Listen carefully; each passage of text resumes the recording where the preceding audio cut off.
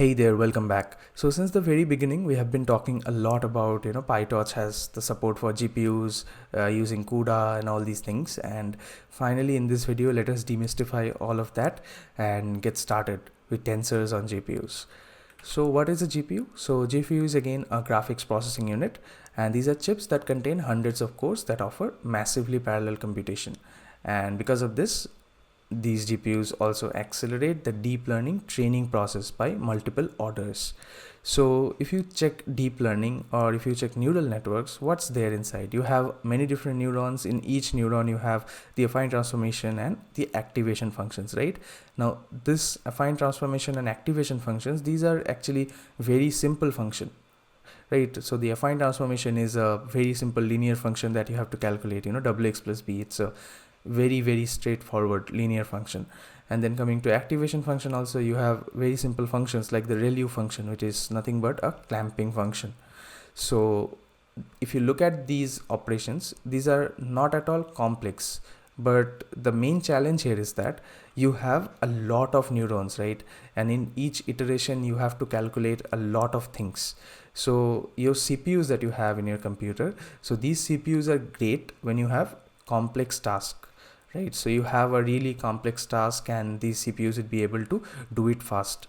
But when it comes to a ton of simple operations, then the CPUs tend to struggle a bit because the CPUs don't have that many amount of cores, like compared to a GPU, so that the CPUs would be able to do all those simple things parallelly or something like that. It can do operations parallelly, but not at the level of a GPU. So CPUs are great for complex computations and operations and all these things, whereas GPUs, they are designed in such a way that they have tons of different cores, and using those cores they can do these simple operations really fast, right? And in deep learning we again have simple operations, and that's how the GPUs boost the training process of a deep learning neural network. Now PyTorch tensors have been designed in such a way so that they can make the optimal use of the available GPUs for computations. So you can create tensors in GPUs, and then when you train the neural network or perform any of the tasks on top of tensors, then these tensors will make the optimal use of GPUs in order to fulfill whatever has to be done. Now coming to the training process of a neural network. So this is something that you will figure out when you train a neural network on GPU. So you basically define all the tensors in a GPU and you start training, and you'll see that the training time has reduced drastically. So the network that you can train on CPU for say 20 to 30 minutes, now it hardly takes 1 or 2 minutes on a GPU. So this is actually a really great thing that GPU provides, right, in the domain of training neural networks and so on. Now coming to CUDA. So CUDA is basically nothing but a parallel computing platform that works with NVIDIA GPUs. So again, NVIDIA is the creator of CUDA, and CUDA is nothing but a parallel computing platform, and it also provides APIs to interact with GPUs, right? And it was originally designed by NVIDIA to offer general purpose usage. So when NVIDIA envisioned CUDA, they didn't really think about, okay, we need to support deep learning and all these different operations and so on, right? So the reason NVIDIA created CUDA is that like in a computer you can have a lot of different operations in which you can use GPUs. Like we don't really use GPUs to only play games. There are tons of other operations in which GPUs can be handy if you have a GPU in your system available. For example, the video editing software that I'm using for editing all these different videos, which is Adobe Premiere Pro. So like a couple of months back, I also figured out that also uses CUDA, the CUDA platform, right?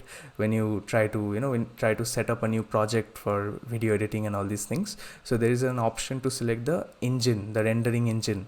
And in case of the Premiere Pro, so I'm using the engine which is based on CUDA, and CUDA is even written when you open Premiere Pro. So I didn't really know about it. So thing is, so CUDA is basically your parallel computing platform. It provides an API to interact with GPUs. So there are different softwares which are available in your system that will need this massively parallel computations and all these things in order to run. and if they run on CPU, it will take some time for them to run. Yes, they will end up running, but it will take some time. But if you have GPUs, then they can run faster, right? They can do operations faster. And apart from like deep learning, there are like tons of softwares which are currently effectively using CUDA. Now, how do we really use CUDA in case of like PyTorch, right? So the first thing is CUDA works only with NVIDIA GPUs. So no other GPUs are going to work in your system. Intel GPU that you have, right? Intel HD graphics or something like that, that is not going to work. So you need NVIDIA GPU, right? And I would suggest that if you are willing to install the version of the PyTorch library that works with CUDA, so if you have at least 4 gigs or 6 gigs of RAM, then only go for it, right? So yeah, so that's it. So you have an NVIDIA GPU which must be there, and the second thing is you need the CUDA drivers which have to be installed, right? So initially in the environment setup video, I have shown you that in order to install PyTorch, you need to go to developer.nvidia and you need to download the CUDA toolkit. So in that CUDA toolkit, what you are doing is you're basically installing all the CUDA drivers and all these things. Now again, the CUDA compliant version of PyTorch needs to be installed. So again, in the PyTorch download page, you saw that there is an option to install the PyTorch with CUDA and PyTorch for CPU. So you need to install the CUDA version, right? And finally, the most important part is even if you have CUDA, you have everything set up and you are still creating tensors normally, it's not going to use CUDA, it will still be created in GPUs.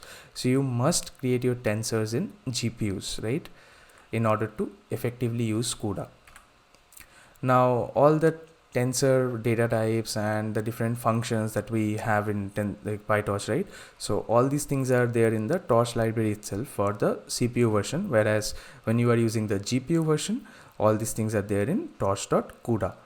And then you also have torch.cuda.device that helps you select the appropriate GPU device that you have. So you can have multiple different GPUs that are connected to your system. Now in my case, I just have one such GPUs, which is the 1660 Ti. Now you might have multiple different GPUs, and this torch.cuda.device will help you select the appropriate one.